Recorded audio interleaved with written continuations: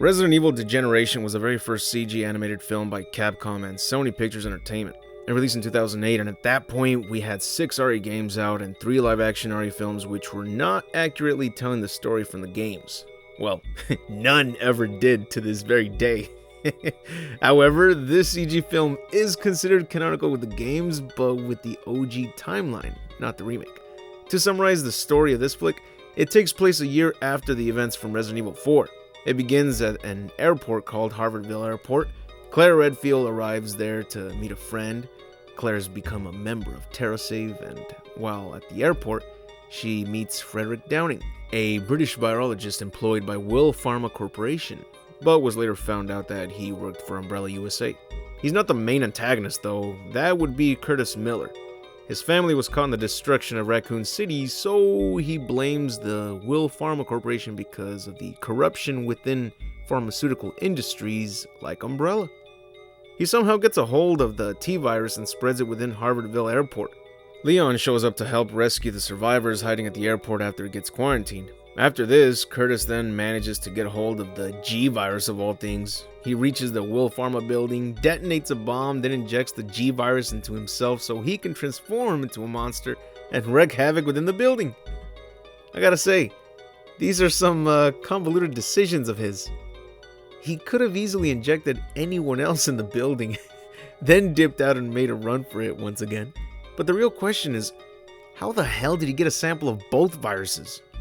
A lot about this movie combined classic RE with RE4's Fast and Furious logic.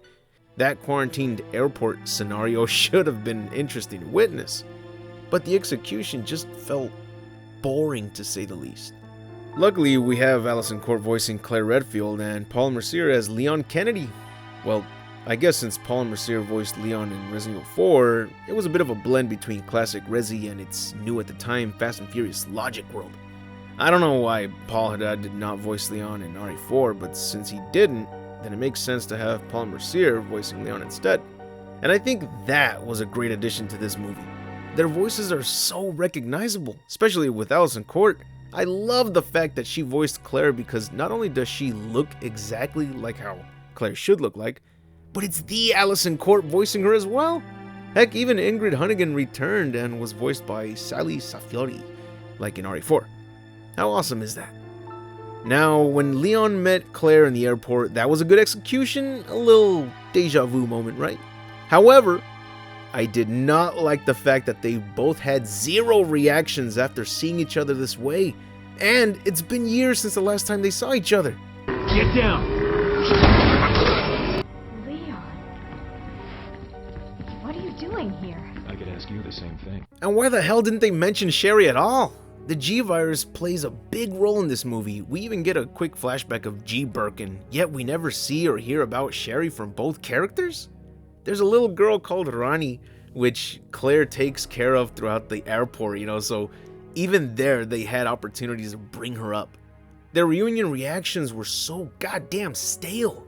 I got more reactions from Leon and Claire in their polygonal animations during the in-game cutscenes of the original RE2. Character reactions are important. It shows you how much someone cares about what they're witnessing at that very moment. And if their reactions here are this blank, then that tells me they're either robots or they never really liked each other to begin with? But that can't be, right? I mean, it's been a long time since they had seen each other. Why didn't their eyes light up with joy? Why didn't they immediately hug or, I don't know, show some emotion? Nah, I guess being super cool means you gotta hide them feelings and give the smug look 24/7. The reason why I liked Leon in the original RE2 was because he had a personality. He was relatable, you understood his tone because of the horrific situations that they had been dealing with in the Raccoon City outbreak. But here, he's too damn serious. I hate that. Even in RE4 he had some charisma. He joked around, he made light humor of a sticky situation. My guess was to contain himself from freaking out during every life and death situation. Nah, I can't even believe that when he goes around doing flips and using the grappling hook like he's secretly Batman. And in this movie, he definitely acts like Batman than instead of like Dante from Devil May Cry. If I could have written Leon and Claire's interaction here, Leon would have been like, Claire? Claire, what are you doing here? Are you okay? Here, take this spare gun. Let's go back to back and get these people out of here. Something like that, right? You know, any way to show emotion. Because what I got from this was the impression that they both don't really care about each other. Like if they never really got along and couldn't wait to get away from each other. If you ask me, this is exactly how my reaction would be like if I ever bumped into like someone I didn't like during a zombie situation. I don't know. And that leads me to my conclusion of Resident Evil Degeneration. It's not a bad movie, it's not a bad Resi flick, and yet it feels like a chore to watch this movie. This is just my opinion, of course, but as a fan of the classic RE trilogy, I thought this would have been like a fun experience to me, but I just didn't get that feeling at all. And I think it's because of these issues. Leon has a flat reaction to everything. Listen, I don't know how long we can hold up in here. Send help now before those things get at us. Please hurry.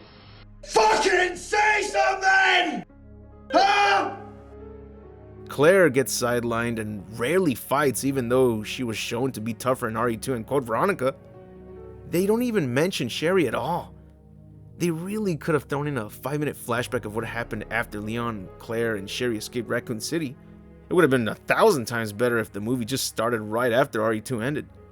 I also didn't feel like the stakes were interesting, and since we're looking at Claire and Leon from after RE2, then they're no longer as relatable or realistic when it comes to dangerous situations. I like when a single zombie can make the protagonist nervous. So forgive me if I hate that both Leon and Claire can John Wick their way out of a zombie horde without breaking a sweat. This leads to them no longer showing fear against their adversaries. And when the main characters don't show that they're afraid during the final act, then there's really no reason to feel like I should care about these characters. A game based on the movie was made, but only released on mobile phones at the time, which included the N-Gage. Sadly for that handheld, they did not release a physical version of the game, so I think only those who paid to download the game into the N-Gage were able to experience it. By the looks of the gameplay, it looks pretty identical to the phone version that I played. It was on the Sidekick phone, if anyone remembers that beauty.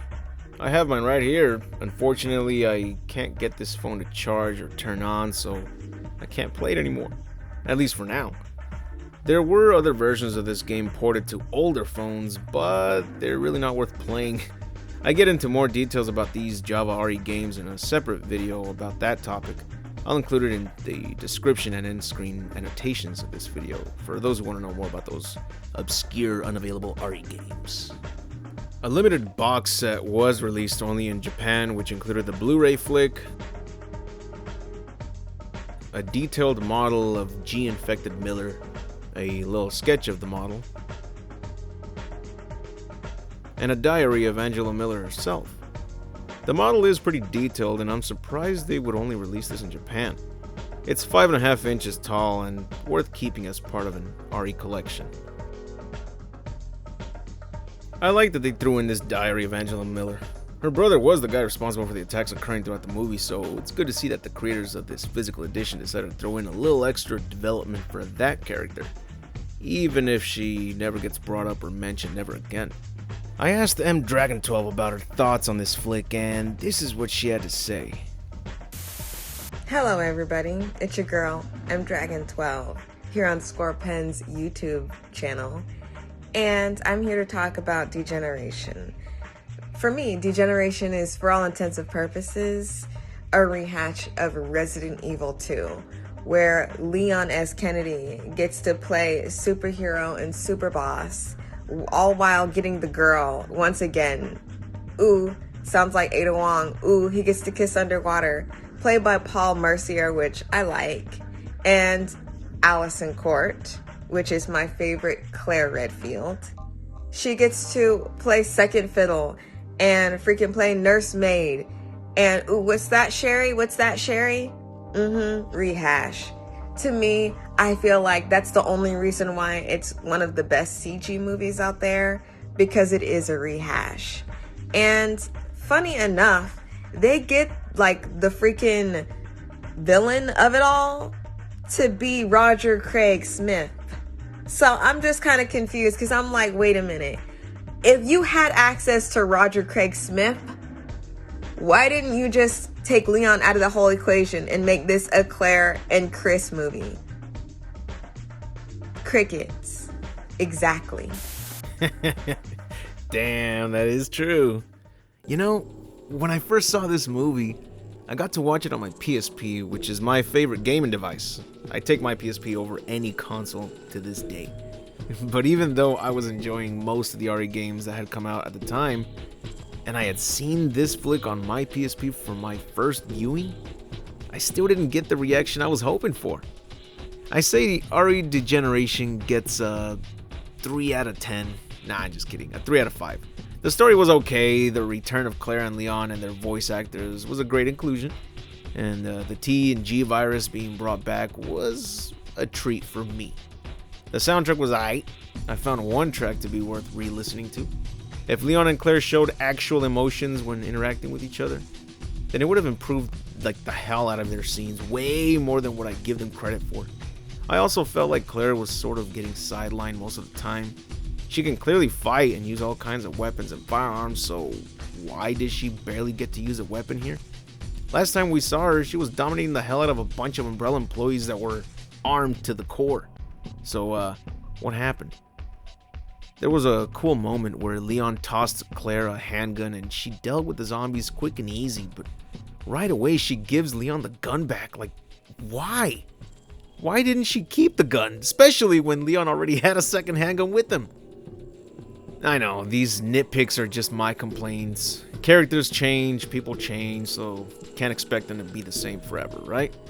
But let me know what you think about the movie. What is it that you liked and disliked about it? And did you get a chance to play the mobile game as well? I wonder if there's still a way to play that game. That's it for the video. Thank you all for taking the time to watch this video, and if you truly enjoyed it, be sure to leave a like and subscribe if you want to see more content from this jabroni. And a special thanks to mdragon12 for giving her honest opinion on the movie. Check out her channel. Her reviews and commentary on the Resident Evil franchise are so worth listening to. She reviews more than that franchise too, so check it out. The link to her channel is in the description of this video and on the end screen annotations. I'd like to give a very special thanks to all my Patreon supporters. This video is for you, and I hope you like seeing your name at the end credits of this video. And if you too would like to see your name at the end of a new vid, be sure to join my Patreon, where you also get to receive exclusive videos and updates such as new art panels for my Resident Evil Outbreak comic that I'm working on. Anyways, I'll see you all in the next video, and remember to have an awesome day.